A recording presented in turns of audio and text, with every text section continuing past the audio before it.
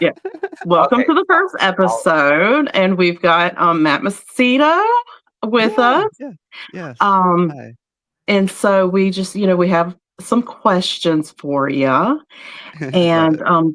the very first question, and first off, I just want to say, I didn't realize that you were the one that had directed the vertical that got me into verticals. Wow, that's so awesome. I know. Call Yeah, Me Alpha. that's That, wild. yes, that I don't know how to explain it. It was It is a bit well, unexplainable.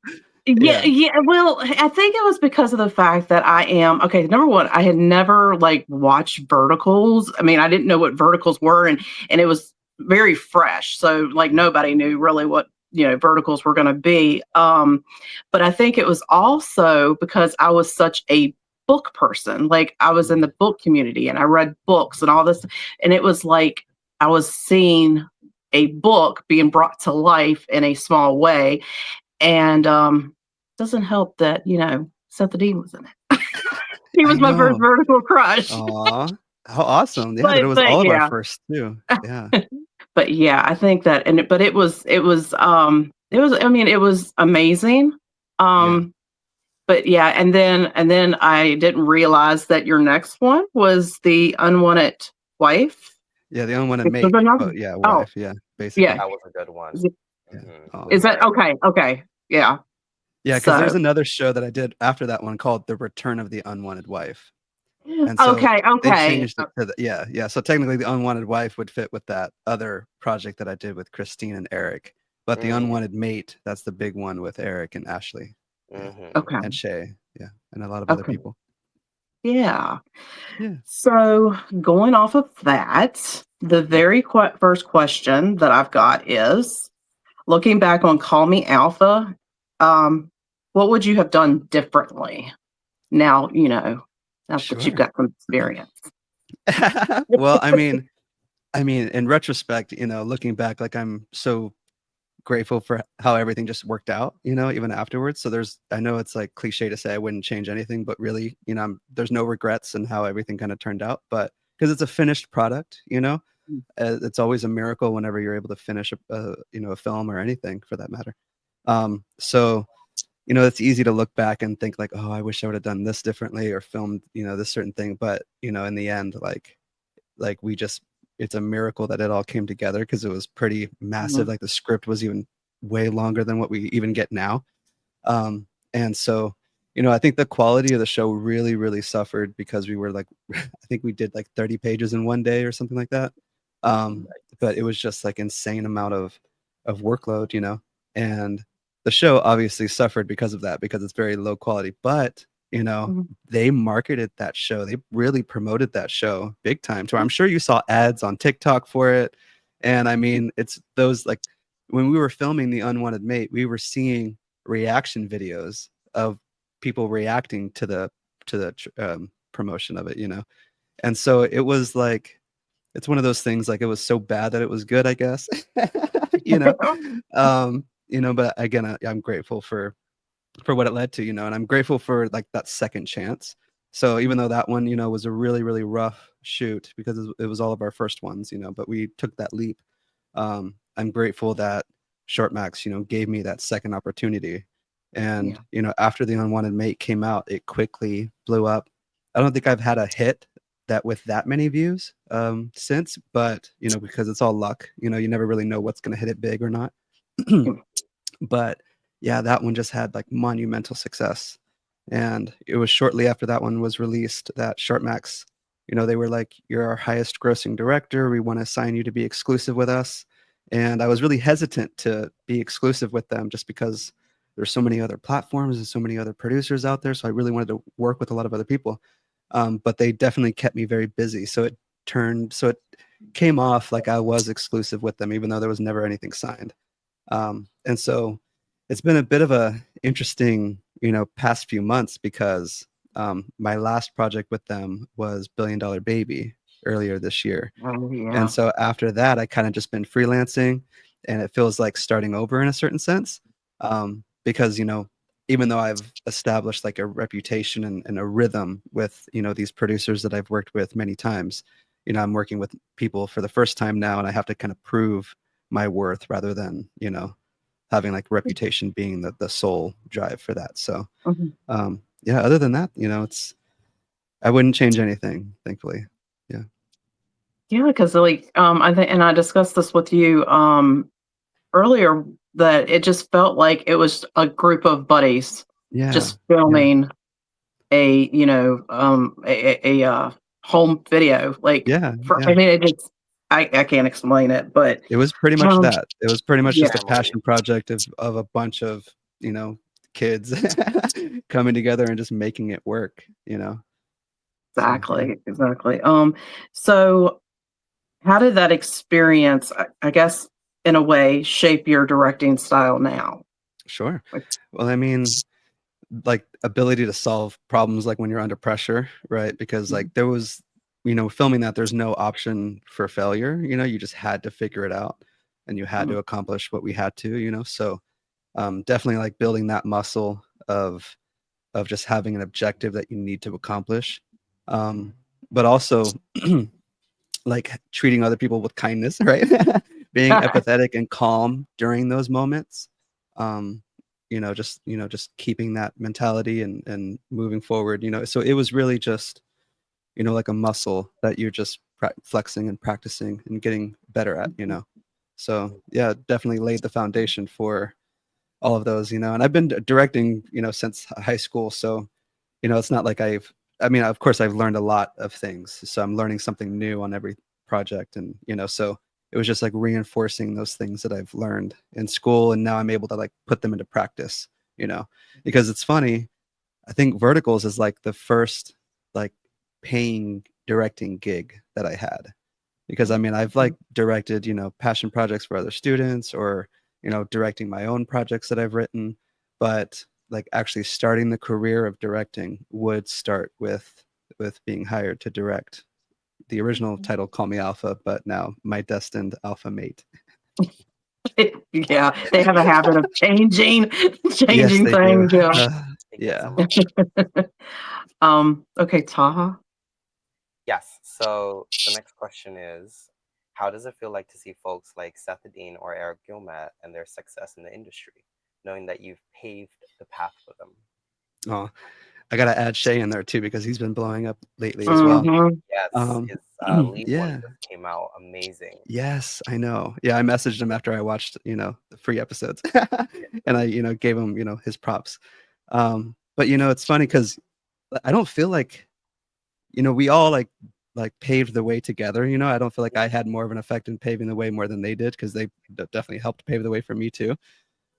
Like an analogy I like to think of is like an overgrown forest trail, that's just Mm, uncharted territory.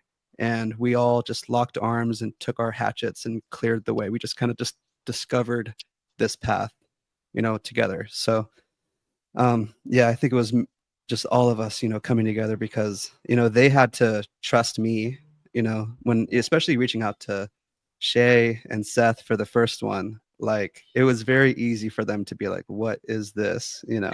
And very easy for them to be dismissive and reject it and not be interested. But, just like I did, just like a lot of, people that are in the industry, the vertical industry now. And when they were starting out, they saw opportunity and they seized it. yeah. And they're reaping the benefits of that now. And so I'm very, very proud of them, all of them, because they put in a lot of work for it. And it's Mhm. very, it's amazing to see, them grow to who they are. I mean, even just like scrolling Facebook, and I'll see like random edits from people like across the world, and they, they're people that I've met in person. So it's just very weird. It's like this merging of two worlds. Yeah, yeah, it's No, very absolutely. fascinating. Absolutely. No, it is amazing. And Seth has came a long way, especially in terms of his acting. It's so much better now than when he first came out. Like, I give props to him. Sure. Shay, I always thought that he would always just play what I like to call second fiddle, being second. Sure. Yeah, that's the term I use. But seeing him in the lead, it's Yeah. really heartwarming because he's come a long way. And Yeah. Eric, he's doing great things, man. He's Eric's Eric, he's Eric is always Eric. He's the business. yes, yes, the king. Yeah. Absolutely. Yeah, so it's yeah, knowing all of them and just seeing their journey. Yeah, I'm very proud of all of them. And I mean, it's funny that you mentioned Seth's acting, because he, I think he does it on purpose. The monotone, like he just has Really.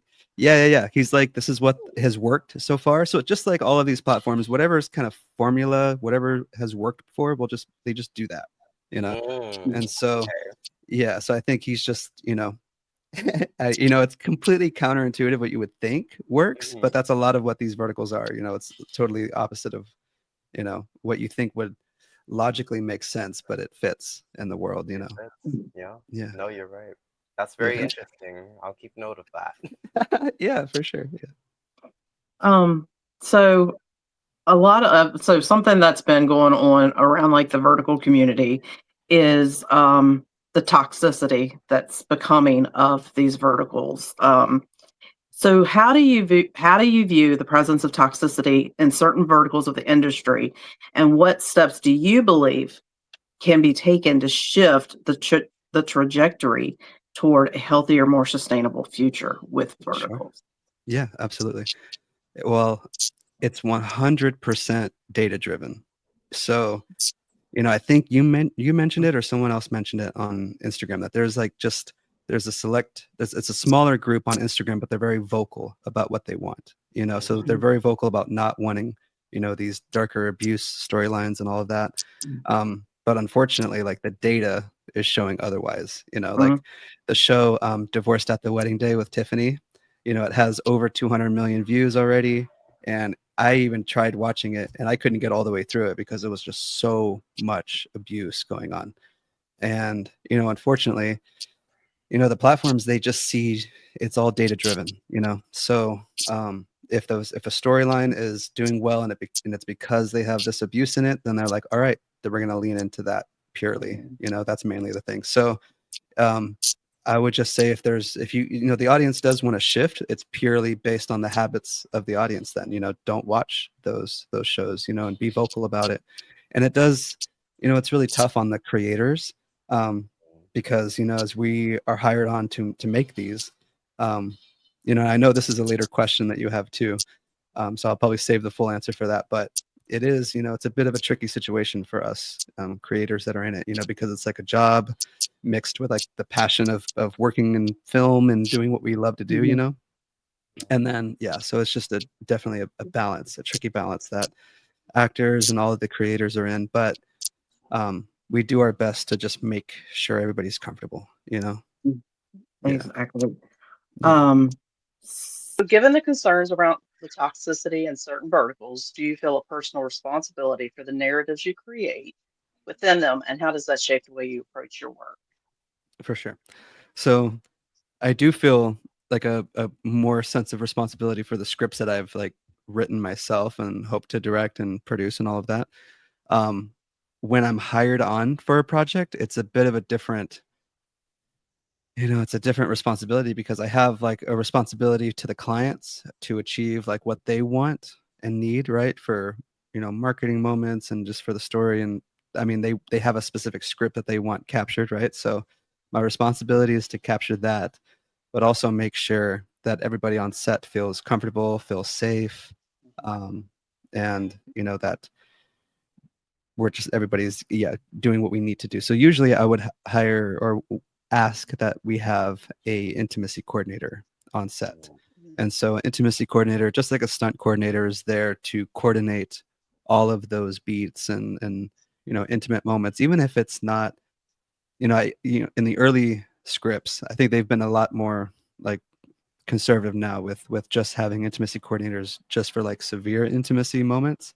But early on, I requested, even for just like mentally abusive moments, sorry, cars.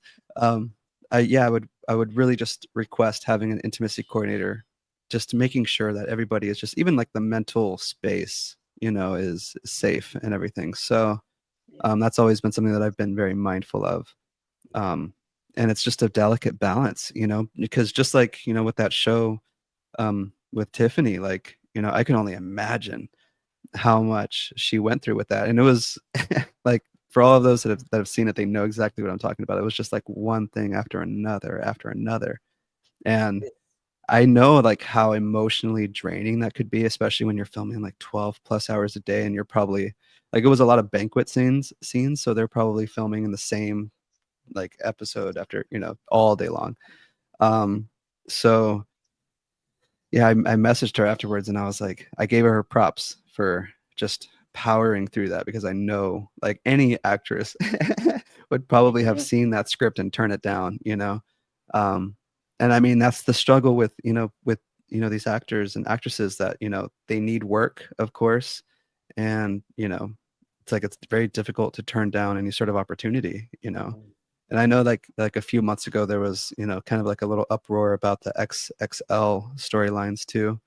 And it's tough for everybody that's involved. I think some tried to, put it like a bit more of a positive spin on it, and so it's just a delicate thing, that it's like we're somewhat forced to do it, but we're all just trying to make sure, everybody's comfortable and, safe while doing it.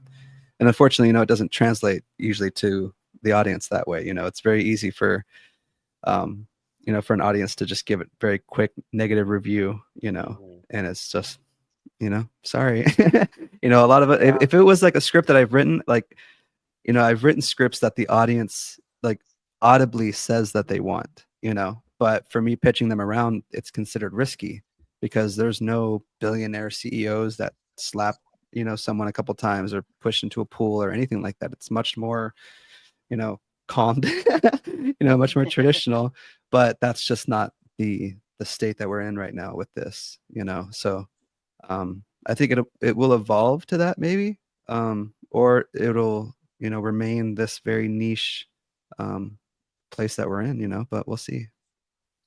Well, just to add on to that, the audience does need to understand that all of this is fantasy. You're not really going to have a billionaire CEO like whisk you off of your feet. That's maybe one in a billion, of a chance. But at the end of the day, I do get the audience's perspective.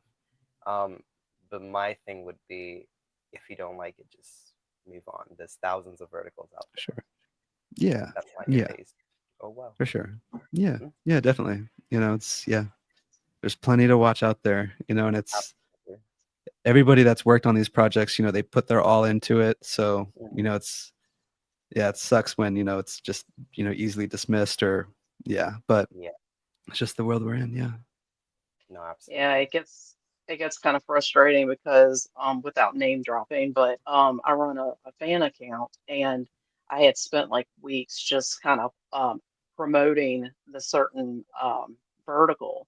And I remember that it finally came out, and it was a decent, I mean, it was a decent vertical. No, there wasn't anything toxic in it or anything like that. And it seemed like it remained at like number 3 on the charts. And the ones that were above it was like the ones that had like the abuse, and I remember messaging that person and being like, this is really frustrating that it's not, at a higher spot. And they said the same thing. It's views. The more people that's viewing it, the more that they're just going to keep putting it out there. And the sad thing is, people are watching them. That's the thing that's kind of sad is, people are watching them, they're enjoying them, they're commenting on them, and it's like, I guess that's just the world that we live in now. It's sad. So it is, and especially like, I try to be mindful of like, if anybody's watching these, like, can they watch them around their kids? Can they, watch them with their family or anything like that? Or is it like, do they feel shame while watching it? Do they want to just hide away while they watch it? Like, that's not the feeling that I want to, I don't want an audience member feeling like they have to hide while watching something, but yeah, it's purely all data driven, is what really sucks, and, I'm even working on a project right now where they're encouraged to, they're like, let's add more. And I'm like, wait, but I'm, it's my first time working with them, so I can't fight back in that sense, so even though they want to add more, my job now is, okay, we can do that, but now how do I, again, make sure everybody's safe, comfortable, and, giving the performance that we need, but that they're also, that they're able to separate themselves and not live in like this dark mental space too, you know, that they can easily snap out of it. Like, sure, while we're filming for the 30 seconds that it takes going on, they could be in that world and cry and be in that very, very dark space. But I hope that as soon as I say cut, that they can just, you know, laugh about what they just went through and, you know, just be in a bit more positive light. So Yeah, yeah, that's one thing that I try to be very, very mindful of. Yeah. it's very important for the actor's mental health. Yeah, 100%.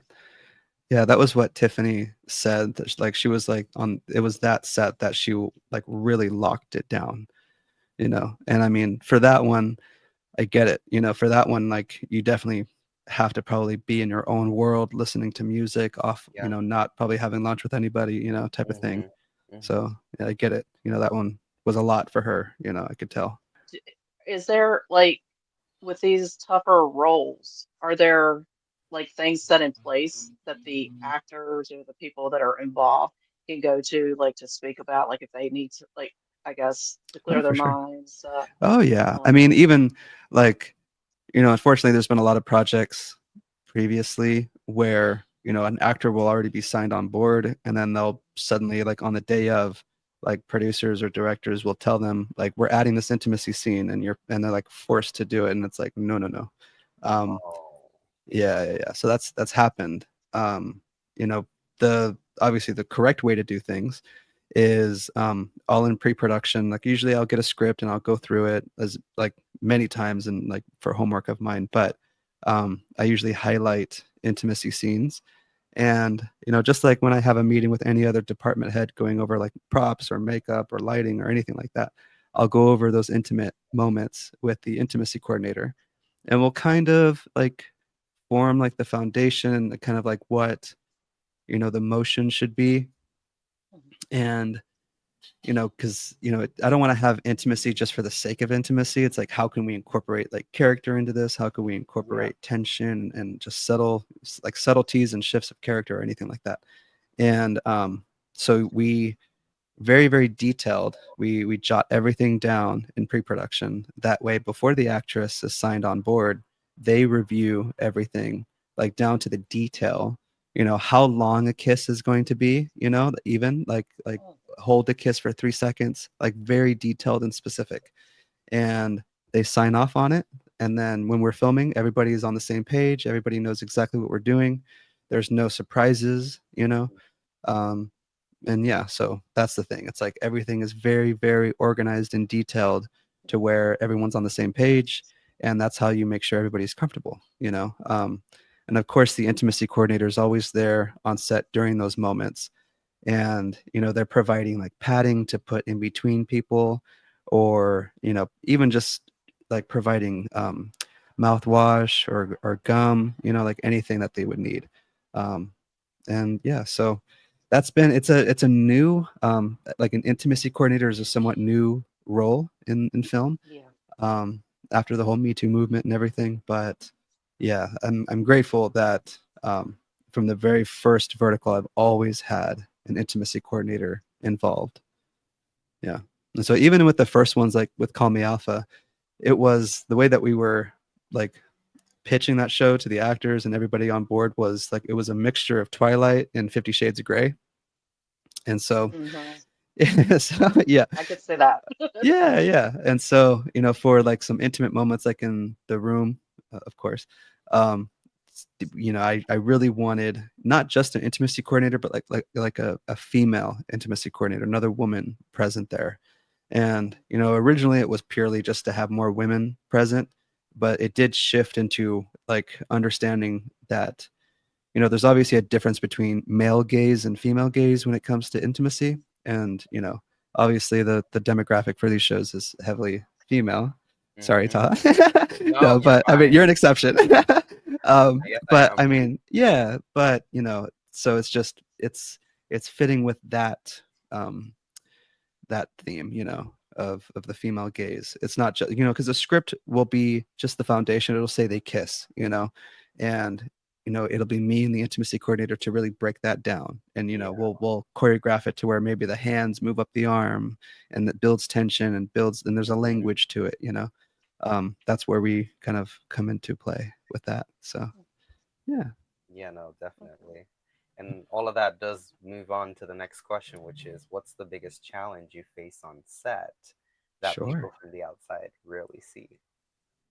I would just say it's the logistical challenges, like kind of like what I hinted at is filming so many pages per day. Um, the actors, like they just it, like the way that we shoot scenes, it's not in order of the show. Like we Mhm. bounce around all over the place. So if we're shooting like all the bedroom scenes, all the living room scenes at the same time type of thing. So, the actors and everybody on board, needs to just mentally know where we're at in the story. And it's just so many logistical things, that the audience, they see the finished result, and I think that's why I've loved sharing some BTS, of like just what we go through behind the scenes, because it's just logistical. It's like a machine, of so many people inputting their creative ideas, and it's just a whole team. And the audience just sees one finished product rather than 8 to 10 days of people constantly putting in like their ideas, and the director being asked hundreds of questions, what color should this pail be, or just anything, um, and it's fun. Yeah. No, absolutely. I totally get it. Being a director is you leading the pack. Yeah. Oh, Literally. do my little alpha wolf. Yeah. Howl there. Yeah. Right. Insert Cayman's growling. For sure. Yeah. So then piggybacking off of what you just said, was there any moment where it all felt overwhelming, and how did you find your way back from Hmm. I mean, it could always kind of easily feel a little bit overwhelming, at times. Um, I think just reminding yourself that you're not alone. It's really easy to think of yourself as being alone when you're the director, because it's like all on your shoulders. It's easy to think that. Hmm. Um, but in reality, there's so many people on set that are putting their best foot forward, and that you could rely on as a director, especially like, sometimes it's good to just be vulnerable and not know everything, and just be honest with the actors too, and value their input. Um, and, yeah, it's easy to feel overwhelming. It's easy to just feel, hesitant to get out of the car in the morning.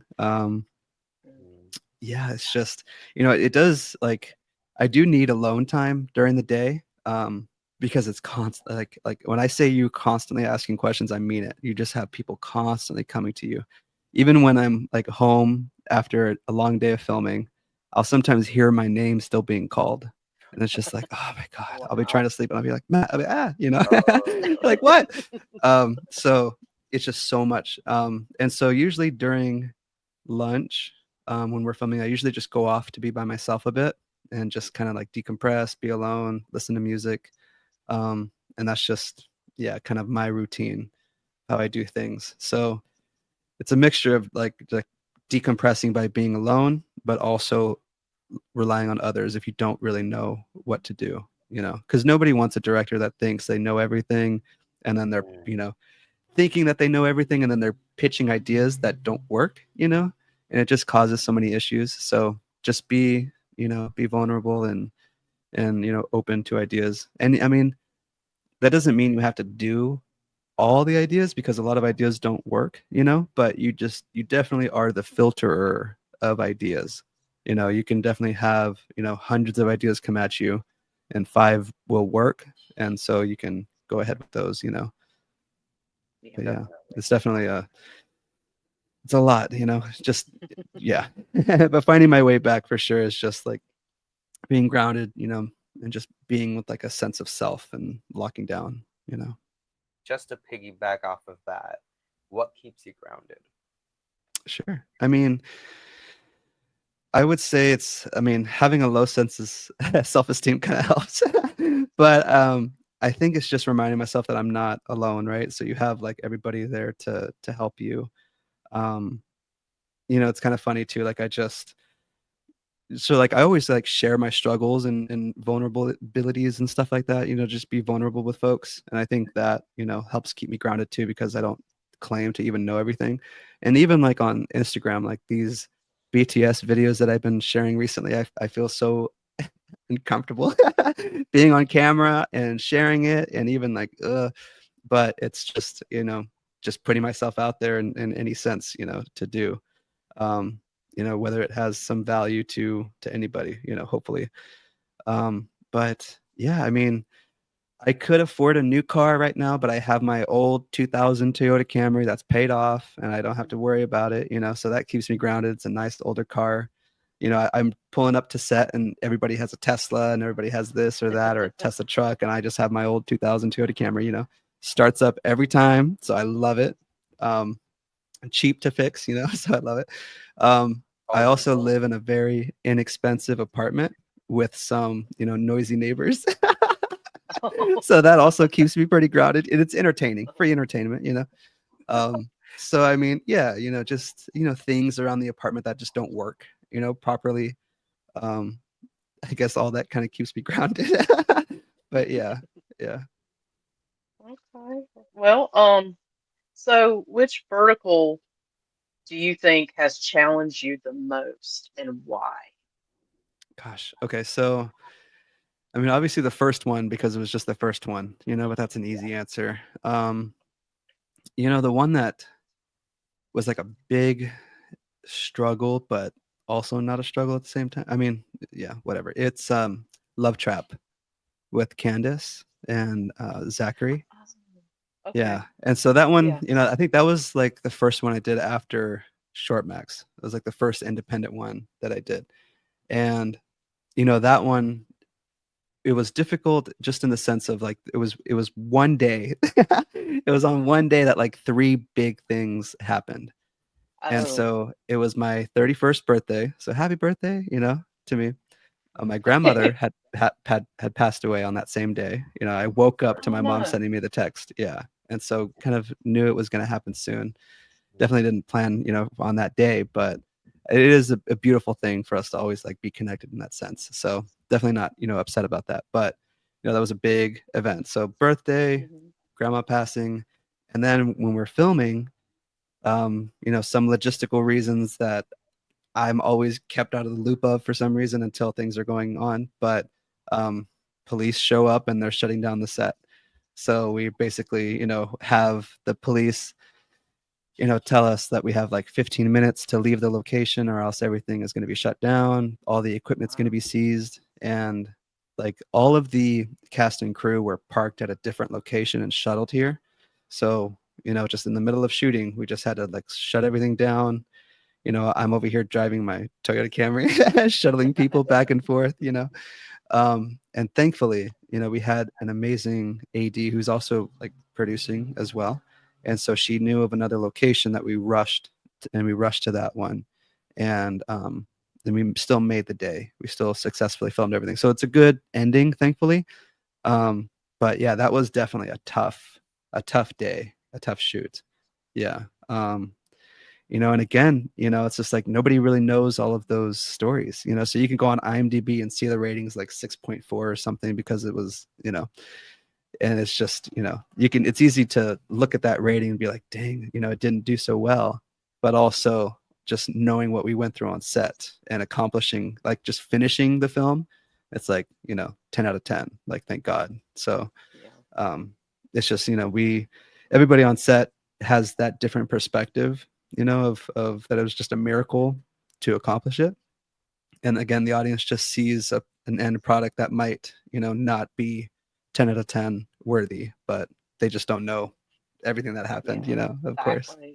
Yeah. Yeah. It's just like judging a book by its cover. You can't judge it. Yeah. And they don't Yeah. know behind the scenes what happened. Obviously, Yeah. you guys know. And you guys For did sure. pull off a miracle. Yeah. Nothing less than that. Yeah, So for sure. pat yourself on the back for that. Thank you. Amazing. Thank you. Well, now, how, once again, you don't have to answer this if it, but how, with all of those events kind of happening all at one time, how do you get through that and show Sure. up at work and still give your 100%? I Yeah. mean, yeah. I know. I would have been in the corner crying. I'm not I gonna. know. I mean, I just don't know. I mean, in the sense that I just knew that the project was bigger than me and what I was going through in that moment. Um, people invested a lot of money. All of these actors invested, their time and their schedule to it. So it was just, I just had the awareness that even though I'm going through all this stuff, I cannot let it affect, that. So that as a Yeah. director, like that's definitely something you have to be able to do. It's, there's a sense of being vulnerable, but not like to a debilitating sense, right? So Mhm. even on that set afterwards, like I didn't even want to share that she had passed away just because when I had gone to set, like Candace had brought me a cake, a piece of cake, and it was just such a positive vibe, positive energy. And I didn't want to, upset or have anybody, I didn't want to switch it from, my condolences when everybody's saying happy birthday, but oh my God, my condolences, So I kind of wanted to just have only positive vibes. And then when we got shut down, that is when I was like, all right, well, we don't have any positive vibes anymore. So I might as well go ahead and share what happened. And, I think everybody already was just in this heightened state of just making sure everybody was okay, Um, and so when I just shared that, they just, made sure I was okay. And it does, kind of sucks because the production, I think they got me like a cake or they wanted to get me a cake. But they ultimately weren't able to. So we didn't even really celebrate my birthday on set. We were just like problem solving and, you know, figuring things out. But again, the best gift at the end of that day was that we finished everything on time and successfully. And so that's what matters. But yeah, I think if anything, it's just knowing, that even though what I was going through was a lot, Definitely. this project was like bigger than me, so yeah. Big up, Okay. respect, man. Big up. For sure. I think you're next. Okay. What legacy do you want your work and your life to be left behind? For sure. Um, I mean, I want like, my films to leave behind like some sort of like positive message. And I know verticals might not necessarily be doing that. Um, but like if you are able to watch any of my films that I did before verticals, like they all have like some underlying life lesson or story to learn from, some type of thing. Like, for example, I just had a previous interview and someone, reminded me of a short film that I did called Without Regret. And it was, like three generations of women, starting from like the grandmother, the mother, and the daughter. And there was always like emotional tension or just like relationship issues between the mom or the grandma and the mom.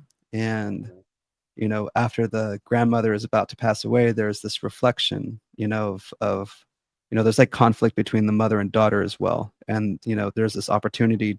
Does the mother, reconnect with the grandmother and heal this trauma, or is it too late? And, unfortunately, it was not very much a happy ending. It got to a point where like she goes to visit them, where the mom leaves to visit the grandma, says like her final goodbye, but the grandmother is, like too far gone. She's not able to like say her side of things or like apologize from her side. And so when the daughter or when the mother turns around and leaves, we see a single tear go down the grandmother's eye. And Mm. that's how it ends, So there's this like an overall like message there, and I think that's really what I want to leave behind. And then that's like work related, but personally I do want to leave behind like just sharing whatever I'm learning, just being just a tunnel of of information and knowledge, just whatever I'm learning, even just the mistakes that I've made and lessons from those mistakes. Like I'm happy to share them and just keep, the just the art form, I guess, and everything going. Um, yeah, and so who knows, what the future holds with these verticals, but yeah, who knows? But Well, yeah. don't don't underestimate the power of these verticals because to some people they are life Mm, changing. Because I mean, I've heard so many people talk about how, they were going through like rough stages in their lives, and that's exactly how they got to watching verticals. It was like kind of an escape from Mhm. those difficult events that were happening. So, Yeah. um, yeah, I think verticals um, can be, uh, yeah, And I where I'll hope go with so. that. Like I meant like the scripts that I've written, I've written like a traditional romance, it's beautiful story, like a lifelong romance, and Mhm. it's just risky. It sucks that it's risky right now, but I just feel like it's absolutely what's needed in the vertical space. It's combining like, the ideal vision, the ideal, romance, but also just implementing some positive, messages into it and, feel good feelings. So yeah, hopefully I'll be able to make these soon, but we'll see. Yeah. Okay, and so what advice would you give someone that's directing their first project now? Sure. Um, I think just the biggest things would be like be kind, right? Being kind to everybody, being empathetic, kind of just understanding their side of things and where they're coming from. Being collaborative, of course, and putting, others' ideas. And, I mean, being the filter of ideas, like I was saying too. Um, and, just being, just humble, for sure. Being vulnerable, acting not as if you know everything again, being able to share your mistakes and stuff. And then just, being able to problem solve under pressure for sure is a big one. There's so many things, that, I would encourage, anybody that's going to direct, even if it's not a vertical, like please reach out to me and I'll, share any, if you have any questions, happy to help you. But yeah, it's a beautiful thing, directing. And I started off as like a writer director, because I always start with like, if I have a project or just like an idea of a project, it starts with like some sort of vision and then I build off of that. Hmm. And directing is somewhat the same in the sense of, I mean, this was just a few years ago. So like I was telling you, like, well, after I graduated from film school, I directed another student's project, but primarily all before then, I was always directing scripts that I've written. So it was never interpreting someone else's vision. It was purely like the idea coming forth. Um, and so when I started doing verticals, obviously these scripts are already written and it's an interpretation of someone else's vision.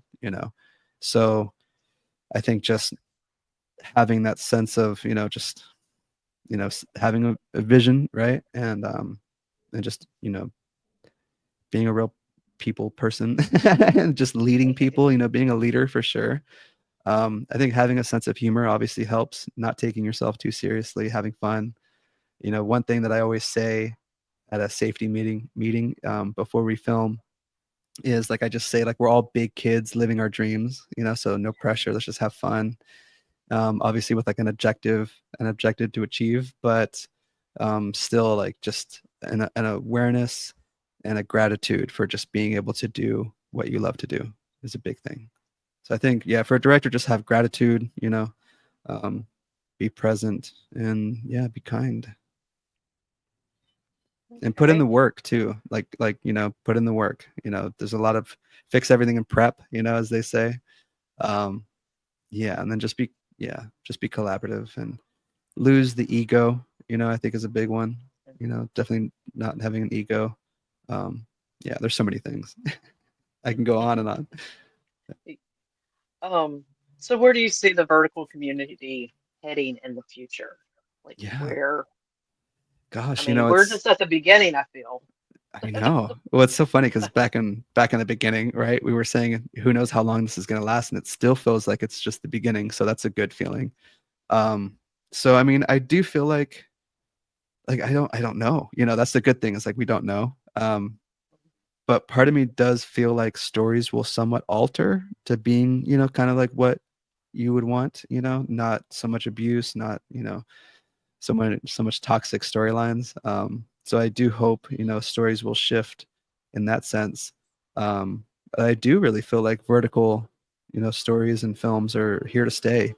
I don't think they'll replace movie theaters. I don't think they'll replace TV. Mhm. Of course, like I don't think we have vertical TVs, But the phones are definitely like they're here to stay.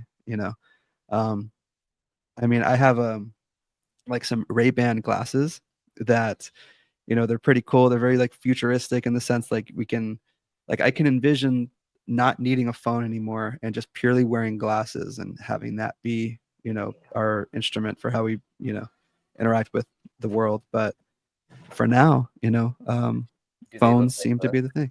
Exactly. Yeah. I got them too. Yeah. Yeah. A game Yeah. changer. Yeah. They're fun. Yeah. Mhm. And so I got them mainly for like, film BTS stuff and then like personal Mhm. stuff, like videotape playing with my cat or something. Um, but, or like yelling at my neighbors. No. Vertical right there. Exactly. Yeah. Yeah. Very dramatic. But yeah, I mean, I think it's definitely here to stay, which is so interesting because Quibi, was another platform that was vertical based, higher budgets, actual celebrities, and that was like here and gone. But for some reason, this is like here and not gone, and it's growing, and it's very different and yeah, unique. So yeah, I think it tapped into the market that it needed to, and I definitely think it's here to stay. I think it'll somewhat alter, of course, like everything does, but yeah, I think it's here to stay. Yeah, Yeah, because like Hollywood is $1 billion industry, Yeah. There's different branches of it. Mhm. So definitely it is here to stay. I do Yeah. agree. Mhm. yeah, but yeah, I think that's the beauty of these verticals is, it's not specific to one area of Sure. viewers. It's Yeah. all kinds of people. Yeah. And I mean, we'll see, like, because I know they tried to do some like horror genres. I Hmm. see some like more Bloody Mary. sci-fi. Yes. Yes. Yes. Yes. Yep. Great title too. Great title. Yep. I don't know how well it did logistically. I don't know if it was like a big hit because, of course, it's all data driven. So Yeah. they tested it. If it didn't do well, then they're probably not going to do any more horrors. But I've seen some sets recently, like spaceship ones, and so I'm like, oh, okay. So they're about to come out with some, sci-fi shows. So that'll be interesting. Yeah, No, And they it'll be just very came interesting. out with a dragon, the dragon Yes, vertical. yes, And yes. and I think wasn't Seth Edeen in that? Yeah, of course. Yes, yeah, yeah, yeah, that's Yeah, yeah. I yeah, mean, yeah, really but cool. it's just, but some of all, yeah, like you were mentioning, like the genres that are coming out, like the yeah. horror, the thrillers, the um comedies, Yes. it's We need just more comedies too. I would love to do some more comedies. And or I do, rom-coms. yeah, yeah, rom-coms for sure. And I mean, Mhm. the type of stories that I typically write myself are a bit darker. Not in the sense of like abuse or anything like that, but like just darker dread, but more atmospheric and, not fun. um, but it's just I love comedy. And I mean, I've laughed like out loud multiple times during this podcast. So that's like my personality, who I am, to just hanging out, bust up laughing for any reason. And I love making others laugh too. So I would love to work on a comedy. I think the closest comedy that I've done was Billion Dollar Baby. And I mean, we were cracking up laughing so much on that set. We had a lot of fun. And yeah, so that is, yeah, where I see it going would definitely, it's here to stay for sure. Yeah, Exactly. Life is too short. If you're not having fun in a workplace, then what are you doing? Yeah, Draining 100%. yourself? No, Yeah, you can't do that. 100%. Life's too short. Hmm. Absolutely. Yeah. Okay, so the next segment is called the rapid fire segment. So this is something new. I haven't really tested this out yet, so you are my beta. Cool. Love So it. I'm gonna put 2 minutes on the timer, Oh my and gosh. Okay. I'm gonna ask you a bunch of this or that questions, and you're just gonna answer which one you prefer over the other. Ooh, So fun. whenever you're ready. I'm ready. Oh Okay, gosh. Okay. 2 minutes on the clock going now. Okay, coffee or tea? Coffee. Stay in or go out? Stay in. Morning person or night person? Morning. Fiction or nonfiction? Fiction. Call or text? Text. Store-bought or homemade? Homemade. Books or TV? A TV. Roller coaster or water slide?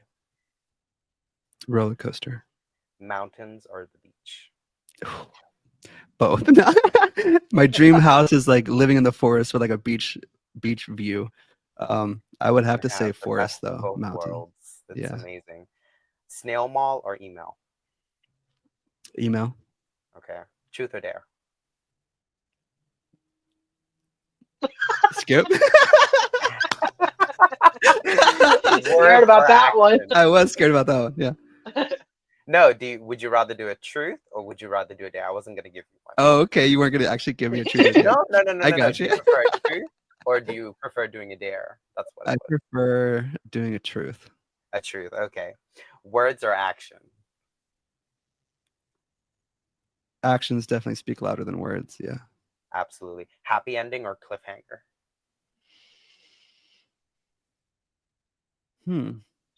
I would say cliffhanger. Pancakes or waffles? Waffles, because they got the little storage compartments for the syrup. Right. Yeah. Football or soccer? I mean, technically the same thing. No, I'm kidding. American I'll say, football. I know, yeah, exactly. I know. I'll say American football. Okay. Road trip or place trip? Place trip. Singing or dancing? A little fun fact: when I was growing up, I used to play the American Idol, thinking I could sing. I'll say sing. Yeah. The timer cut off right there. Oh no! It's fine. Thank you. Let's do another 2 minutes. That was so fun. 1, 2, 3, 4, 5, 6, Let's make it 7, 4 8, minutes. 9, Gosh. 10, 11, 12, 13, 14, 15, 16, 17. You got 18 out of my 100 questions. So 100? Yeah. Dang. Yep. Okay. Yep. I have a bunch more, but like I said, you were my beta, so I'll go longer with other people. No. Dang it. All right. It's Shoot. okay. All right. Now, do you have any questions for us? What was your first vertical that you saw? Because I know Mine? Jennifer's. Yeah. So I saw The Double Life of My Billionaire Husband with Jared Harper, and I forgot the actress's name. Okay. The ads kept on coming up on my phone, and I was like, you know what? This seems interesting.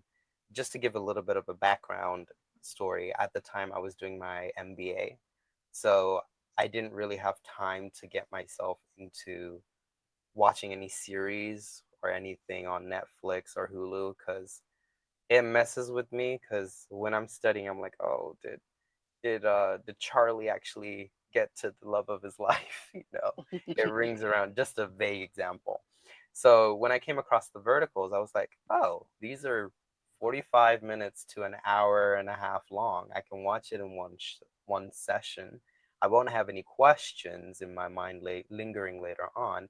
And it's a quick way to de-stress from all of the studying that I was doing during my master's. So it was more of a coping mechanism, if you get what I mean. And it was a fresh breath of air. We've never seen anything like this before, these mini clips. It was new, it was addictive, and I got hooked on. Yeah, good. Awesome. And then what would be your favorite vertical that you've watched so far?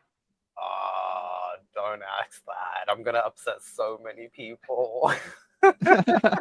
We could skip. All right, you let me skip, so we could skip. No, that's fine. I'll answer it. I think my favorite vertical would be The Secret She Could Not Escape. That's on Big Blue, starring Eric Guilmette. And I forgot the co-star's name, but it's I think Purple Light Productions. They did an amazing job. Yeah, it really messed with your mind towards the end. And that's the kind of stuff I like. Yeah. Yeah, good. And I remember that one, when that one came out, it had like mixed reviews as well, because it had some like abuse in it or something. So again, it's just one of those delicate balances, that we're passionate about it. And of course, Eric's the type of guy too, that he is like extra, making sure that everybody's comfortable and he's that type of guy. So, to have that much care into a project and then having it released and then just getting the review, it's like, oh, don't watch it, it's got this in it. It's like, wait, no, it's like, please watch it and see how, it shifts or how it's, helpful in the story. It's not just, abuse for the sake of abuse. It's important, So yeah, I think that's the thing that that I wish, you know. And I mean, it is what it is. You know, I think it's easy for an audience to just, you know, again, judge a book by its cover, like you said, you know, Yeah, because they don't know the world of what we go through. I think, you know, absolutely. like a lot of actors share like behind the scenes stuff. You know, I've, you know, shared behind the scenes stuff and all that kind of stuff. And I think that kind of, you know, it informs the audience a bit of what we go through. Um, Especially the actresses, my God, you know, what they have to go through a lot of times. But um, you know, as long as you know, there's, I'm sure there's reputations of like directors that go the extra mile to make sure that they're taken care of, you know. Mm. So you know, I think just, you know, hopefully those, you know, directors, I think I'm one of them, hopefully, but hopefully those directors, you know, will, you know, just be able to just set the tone for what is to be expected with all of them, you know, because there's, I mean, I don't know if there's still been a lot of accidents happening on sets. I've heard, you know, a lot of horror stories. Um, and each time that I hear one of those stories, it just, I immediately feel like this sense of responsibility, Mhm. huge sense of responsibility. Like, man, I wish I was there to have that not happen. You know, I could have saved them from that happening, but you know, that's also maybe ego too. I don't know, but yeah, I just want No, to take it's care your of people. inner. No, that's your inner leadership coming out. And as you mentioned before, even just having an intimacy coordinator for just a simple kiss, you know, that's you Yeah, showing your compassion and caring for sure. towards the actors. And it's a sense of respect. And I respect you for that. Yeah, yeah, great. Thank you. Cool. Well, this was fun. Yes, it was. Yeah. As I went, anything that I had, What's your dog's name, um, Jennifer? Jackson, Oh, is it Jackson, Jackson? Oh, yes, how yeah. old? How old is He he? he he just turned 7 in Oh, June. really cute. Yeah, he's a pit bull border collie. Oh, oh, so got the Yeah, energy of yeah. a border collie, huh? Oh my Oh my gosh. God, yes. Yeah, just a cattle Um, dog, huh? yeah, Just oof. yeah, Yeah. yeah. Oh my He's just gosh. full of energy and Oh, cool. um, but he was named after well, he was going to be Jack, Jack. I don't know why I thought of that, but then I was like, let me switch it up and do Jaxon. Mm. And um, and I liked Sons of Anarchy, you know, Jax Teller and Ooh, sure. Charlie Hunnam. Uh-huh. So I was like, yeah, we'll go with that. And plus, he's blonde, my dog. So I Yeah. was like, there we go. Yeah, it So, works. Oh, how but cool. yeah, I don't think she but made a yeah, little cameo. I got my old, I have two cats. One is Bam okay. Bam, and it's so funny because like we switch places. Obviously I sleep in my bed at night, and then as soon as I wake up, he literally goes in and sleeps like under the covers using a pillow as Oh, his like resting spot. So my little no. black cat, Bam Bam, I've had him like, he's about 7 or so also. Okay. And then I have a very old cat named Chloe that I adopted in 2008. And Oh, she's wow. maybe about 20 now. Yeah. Wow. Okay. Yeah. Wow. Yeah. She hasn't been acting herself lately. So I took her to the vet and she got diagnosed with hyperthyroid. Poor thing. So I have Oh, to start giving her some medicine. But yeah. And I'm oh, so really yeah. sorry to hear that. Oh, yeah. So, I mean, yeah, she should be okay though. She's a trooper. She's got that fancy feast. That fancy feast is keeping her going, you know. oh, yeah. It's like a miracle. Yeah. Miracle Yeah, food. she's living the life. She is. Yeah, with that fancy feast for sure. Oh, Okay, cool. This was a Oh, lot of fun. I have a Yeah. fun question if Ooh, you're up okay. for it. Be honest. How many times have you said just one more take and actually meant it? Sure. And that's very common, you know, like a director saying, let's just do one more, you know, probably countless times, honestly, you know, probably countless times. I can't, you know, you can't help it because, you know, you never know. It could be just one more time, you know, a lot of actors too, mm, like it's a combination of not having enough time to film anything, but also like actors that are really on point. Um, Sometimes we get like one take wonders, you know, where they get everything in one take, you know, and Love usually those. yeah, yeah, same. And you know, sometimes maybe I'll have to say, let's do one more, and maybe like something will happen to where, you know, a character will overlap another one, and I have to, you know, we have to do another one just because, you know, something happened. So, um, yeah, I try not to say, let's do one more. I say, let's do another one. Technically, a little different, right? A little different. different, but it means A the same little thing. different, technically. Yeah, it does. Yeah. And to Yeah. piggyback off of that, have you ever tried to act out a scene yourself to show the actors, but then totally flopped yourself? Oh no, I'm definitely not performer type, and it's embarrassing too because like when you're blocking, like everybody's there literally watching you. So yeah, but I've never like stood in as the character and I'm like, this is what you have to do and do this and do that and do this.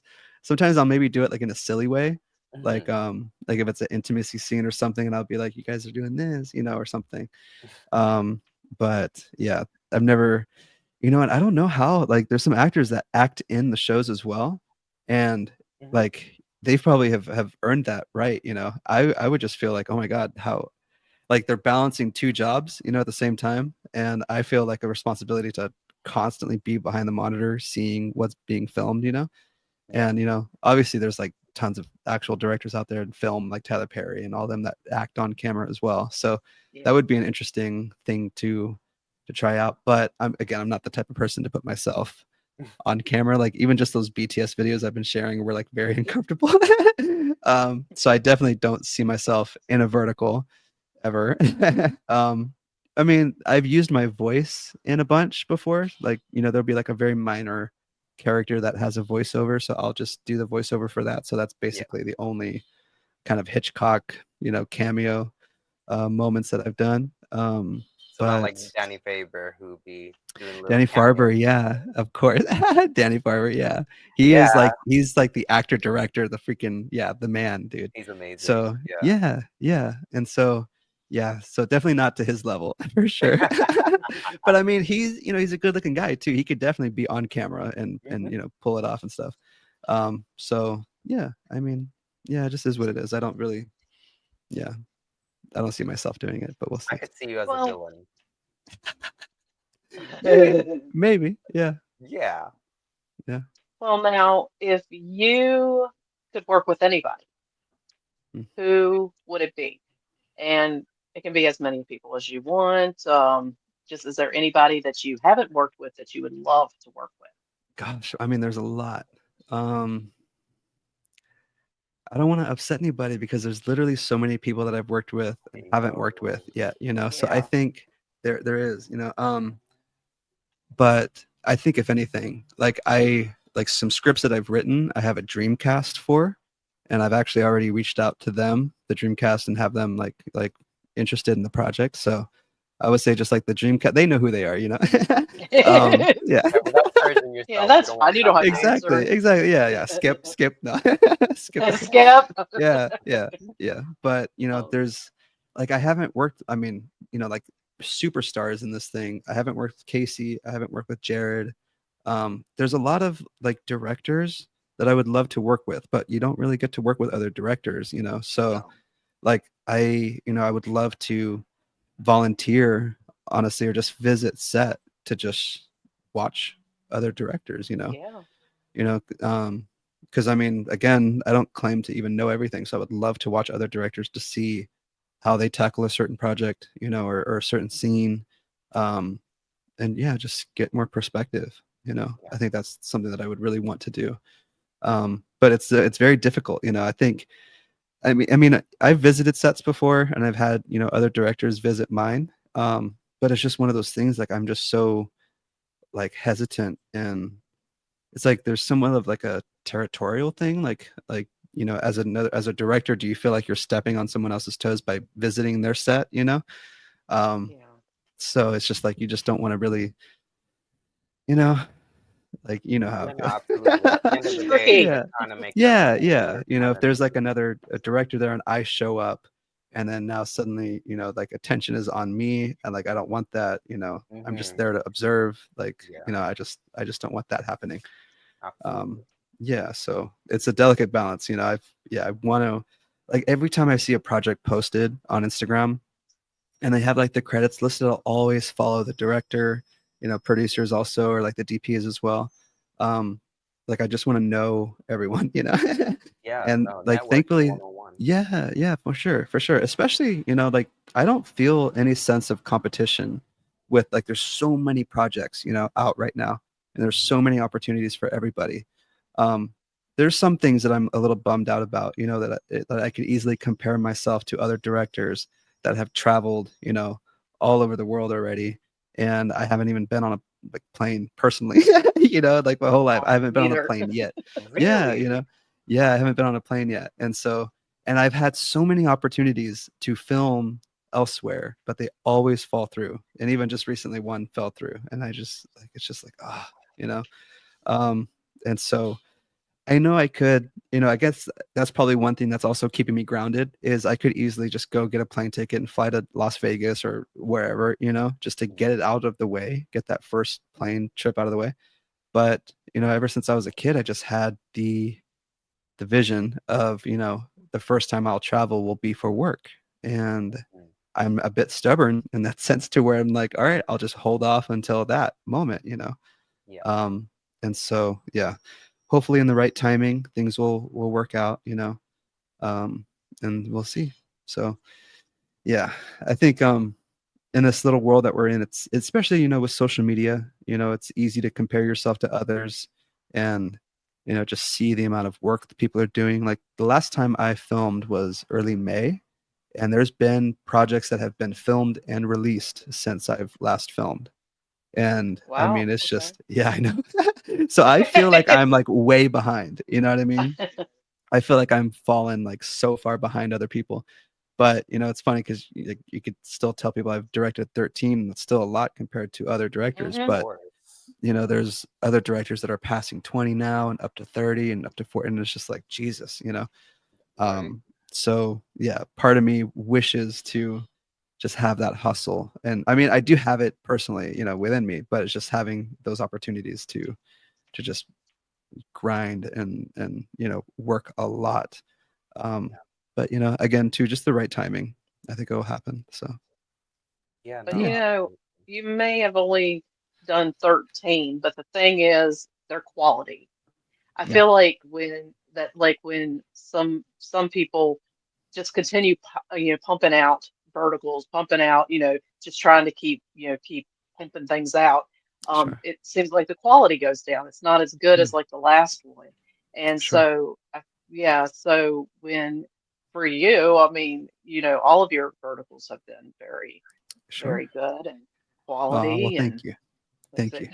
Well, So I do feel, yeah. I mean, again, too, it's easy to, I had two projects come out in June, and I think maybe you were the only one to do a review on one of them, I think. Jen, did you do one review? Oh no, I think maybe I'm getting it confused because you did the No, review on Call Me Alpha. But oh, that's the good. Mafia's Okay. Forbidden Virgin. Did you do Mafia Week or was that someone else?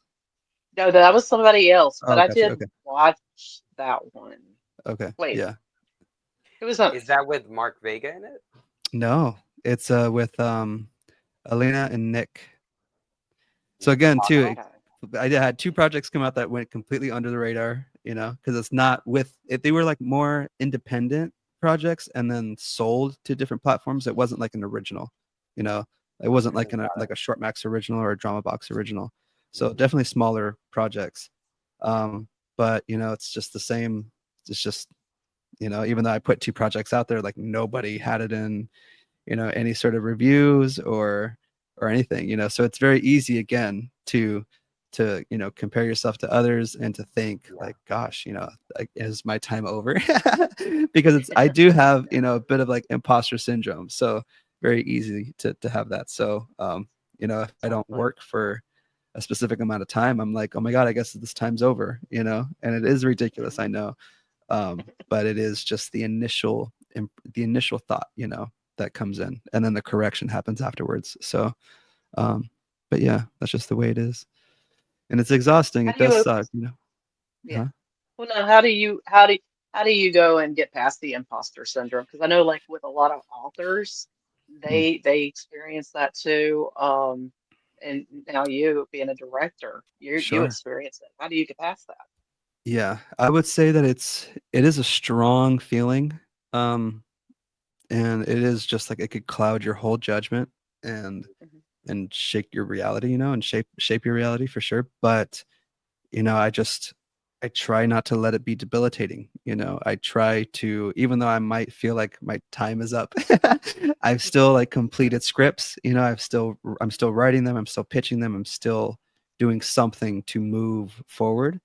I'm not, you know, crying in the fetal position, you know, just wishing someone would come and give me a job. Like I'm trying to make opportunities. So I think just having that kind of mentality really, really helps. And I think I did a podcast episode too called Mindset and the Director.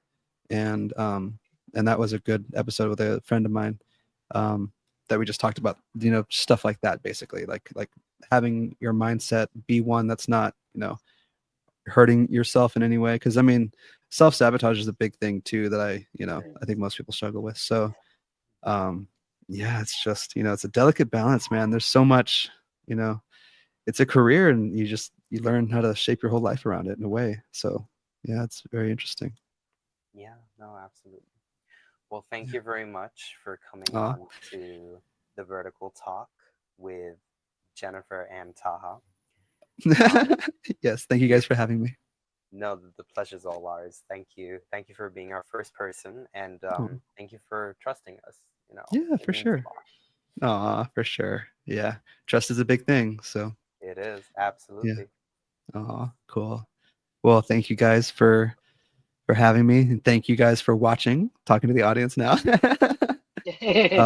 And then yeah, if you guys don't, I mean, for the audience, if you guys don't follow me already, check me out on Instagram at Matt Macedo. You could check out my website, mattmacedo.com. That has all the trailers to all my previous shows. So if there's any show that piques your interest, you know, definitely you could check it out. Yeah, and very grateful for all these opportunities. So thank you guys. Everything will be linked below. Check them out. Check us out. And we hope to see you again in another episode. Bye for now. Bye bye. See you guys.